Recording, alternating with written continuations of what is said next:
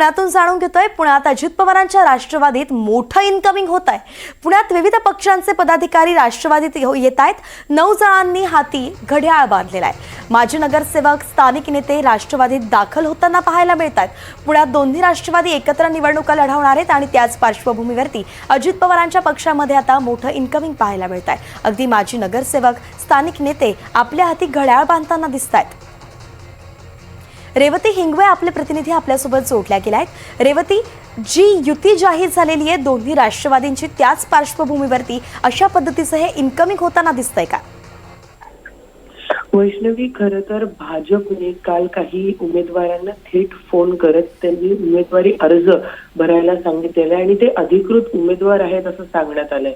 खरं तर त्यांनी यादी जाहीर केलेली नाहीये आणि थेट फोन करत अशी माहिती मिळते की तब्बल 90 जणांना त्यांनी फोन केलेला आहे आणि त्यांना उमेदवारी अर्ज भरण्यास सांगितलंय।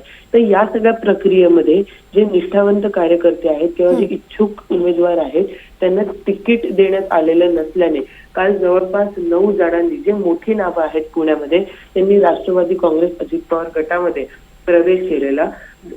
धनंजय जाधव भाजप, जयराज लांडे मनसे, दत्ता भैरट काँग्रेस, शंकर पवार भाजप, मुकारी अलगुडे भाजप, नीता मांजळकर शिवसेना ठाकरे गट, आनंद मांजळकर शिवसेना शिंदे गट, स्वप्नील दुधाणे राष्ट्रवादी काँग्रेस शरद पवार पक्ष आणि मधुकर मुसळे भाजप, असे काल तब्बल 9 जण जे मोठी नावं आहेत आणि ज्यांना त्या पक्षातून तिकीट मिळणं हे जवळपास निश्चित असताना त्यांना तिकीट न मिळाल्याने त्यांनी राष्ट्रवादी काँग्रेस अजित पवार गटात प्रवेश घेतलेला आहे। मात्र आता तब्बल शेवटचे 5 तास उरलेले आहेत उमेदवारी अर्ज भरण्यासाठी।